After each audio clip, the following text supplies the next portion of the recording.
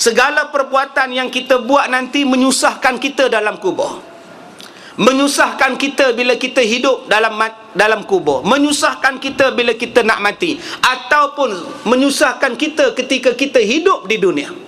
Maka Allah Ta'ala sebut dalam suratul Lail, kalau kita nak senang hidup tak ada masalah, tuan-tuan nak selesaikan masalah anak, masalah suami, masalah isteri, masalah masyarakat, masalah hutang, Allah Ta'ala sebut jalan penyelesaiannya ada 3 je.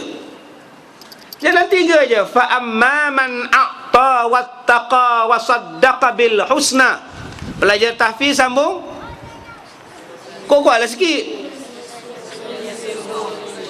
Fasanu yassiruhu lil yusra. Allah Ta'ala kata kalau kita nak hidup senang, buat 3 benda ni. Yang pertama kata Allah, rajin bersedekah. Fa amma man a'ta. A'ta ni dalam bahasa kita memberi. Bukankah Nabi Muhammad adalah seorang yang pemurah? Nabi Muhammad sangat pemurah, macam angin yang lalu. Atas kepala kita ada kipas angin. Tepi kanan saya ni ada kipas angin. Cuba tuan-tuan rasa angin tu. Bila angin tu bertiup pada kita, laju je sampai dia. Rasulullah macam itulah pemurahnya. Sebab itu Rasulullah hidupnya tenang, hidupnya seronok. Walaupun dia orang miskin, walaupun dia orang susah, walaupun dia pilih cara hidup miskin, tapi kehidupan Nabi adalah kehidupan yang tenang, kehidupan yang menyeronokkan. Yang pertama sekali, kalau kita nak rasa senang, tolonglah jadi seorang yang pemurah. Dan Nabi Muhammad sangat-sangat pemurah. Ada beberapa puak daripada Najd datang ke Madinah. Masa itu Nabi tengah mengajar. Bila Nabi tengah mengajar, Nabi tengok puak-puak Najd ni datang pakai baju hitam. Mereka ni pakai baju yang tidak ada lengan. Dipakainya baju yang betul-betul belah pada tengkuk je. Kita panggil baju kelawar. Seluar dalam tak pakai, seluar panjang tak pakai, itu sajalah kainnya. Orang susah datang, 5 orang datang ke Madinah nak belajar dengan Nabi. Susah tuan-tuan. Sebab tu orang yang pakai baju kelawar ni susah. Kesian no rasa tuan-tuan. Pakailah baju kelawar belah sampai ke pinggang ni. Itu yang datang orang jual ikan seronok je. Orang jual ikan seronok. Menung, dia tak laku pun tak apa, jual juga ikan. Sebab dia tahu nanti ramai orang baju kelawar datang beli ikan. Dia sibuk tunjuk itu 2 kilo. Itu 2 kilo. Dia bukan tengok ikan 2 kilo, dia tengok benda lain. Ya kata dia. Jadi akak-akak ni janganlah pakai baju kelawar ya. Nak pakai pun pakailah baju lain. Tuan-tuan, Nabi bila tengok orang miskin macam itu, Nabi balik ke rumah dia. Nabi cari apa benda yang boleh bantu orang miskin ni. Balik ke rumah Aisyah. Ditanyanya pada Aisyah, "Cah, adakah apa-apa nak sedekah?" Kata Cah, "Mana ada," kata dia. Pergi rumah nak pun tak ada. Pergi rumah sah pun tak ada. Akhirnya balik ke masjid menung Rasulullah, macam mana nak nolong orang ni. Akhirnya Rasulullah baca khutbah selepas sembahyang Zuhur. Tuan-tuan, bersedekahlah kita, berjihadlah kita. Siapa-siapa yang berjihad, siapa-siapa yang bersedekah, pahalanya paling cepat sampai selepas menyambung silaturahim. Tak sempat habis khutbah, sahabat Nabi balik bawa emas 1 genggam.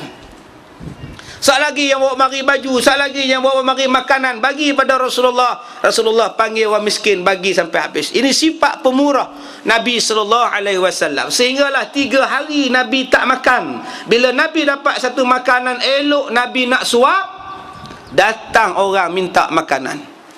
"Ya Rasulullah, saya sudah sehari semalam tak ada makan." Kata Rasulullah, "Ambillah makanan aku." Padahal Nabi 3 hari tak makan. Patut Nabi lagi lah makan. Ini tidak. Dia bagi pada orang. Mana nak ada tuan-tuan? Mana nak ada? Kita kalau sehari tak makan, elok orang datang, "Assalamualaikum." "Assalamualaikum." Nak jawab salam ke telan dulu? "Ngom. Alam, masuklah." Beza tuan-tuan. Ini sifat pemurah akta yang Nabi Muhammad ada. Yang kedua, nak bagi selamat, nak bagi tenang hidup, jiwa tenang, semua tenang. Wattaqa, kata Allah, jadilah kamu orang yang bertakwa. Apa makna orang yang bertakwa? Orang yang bertakwa ialah orang yang taat kepada Allah. Lantaklah orang nak kata apa pun pada tuan-tuan. Tuan-tuan semayang. Biarlah orang tak suka tuan-tuan. Tuan-tuan taat pada Allah. Saya selalu sebut kepada ahli-ahli politik. Bila sebut pada ahli politik ni, bukan semua orang suka. Kadang-kadang dalam parti sendiri pun tak suka. Tambah parti luar. Serupalah kita duduk dalam taman ni, bukan semua orang suka pada kita. Tetapi yang pentingnya, tuan-tuan pegang agama, tuan-tuan ikut agama, Allah tolong tuan-tuan. Manusia belum tentu boleh tolong kita. Tengah dia baik dengan kita, dia sokong kita. Bila dia tak puas hati dengan kita, dia terajang kita, dia tekan kita. Sebab itu kita perlukan bantuan daripada Allah. Bantuan daripada Allah itu akan datang. Yang pertama bila kita rajin sedekah, yang keduanya bila kita rajin bertakwa, rajin taat kepada Allah. Yang ni Tuhan datang tolong pada kita, bantuan sampai pada kita. Ini tidak, dahlah orang benci semayang tidak juga. Orang tak suka puasa malas juga. Saya telefon satu orang baru ni. Saya kata, macam mana keadaan kamu sekarang, sihat ke?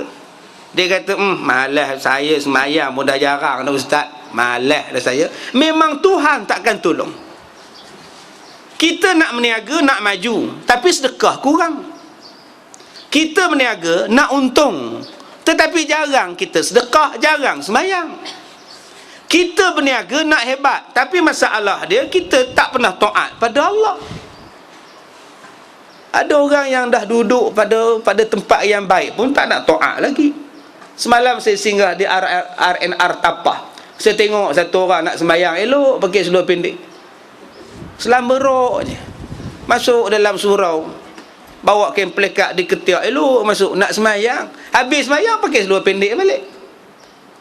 Bukankah kita dah belajar di antara orang yang ditolak sembahyangnya ialah orang yang tidak menutup aurat.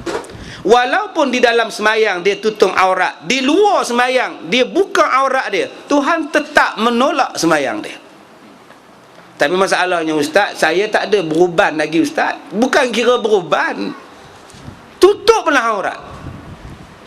Sayang tuan-tuan, pergi semayang di surau pakai kain pelekat, bila main bola pakai seluar panjang. Akhirnya semayang kita di surau Tuhan reject sebab tidak menutup aurat, sebab tak bertakwa. Sedekahnya bagus, apa yang tak ada cakap saya bagi, nak duit saya bagi, nak beras saya bagi, nak apa saya bagi. Tapi sayang dia tidak puasa, Tuhan tak terima sedekah dia. Sebab itu tuan-tuan, selepas memberi, a'ta wa taqa, selepas bersedekah, selepas memberi, selepas menderma, mesti taat. Kalau kita hanya menderma, tak taat pada Allah, ditolak sedekah kita. Walaupun sejuta pun kita sedekah. Banyak orang yang dia faham bila dia sedekah tu kira baik dah. Ayat tadi sebut, selepas kamu memberi, selepas kamu sedekah, laksanakan ketakwaan. Tapi ada syarat nombor 3. Jangan tuan-tuan perasan, saya udah sedekah ustaz, saya pun semayang ustaz, Allah tolong saya ustaz. Belum. Nombor 3. Nombor 3-nya apa? Pelajar tahfiz. Cepatlah sikit. Ya Allah. Wasaddaqa bil husna. Syarat nombor 3-nya ialah wasaddaqa bil husna. Hendaklah dia berperangai dengan perangai yang baik, benar, bercakap benar, jangan tipu.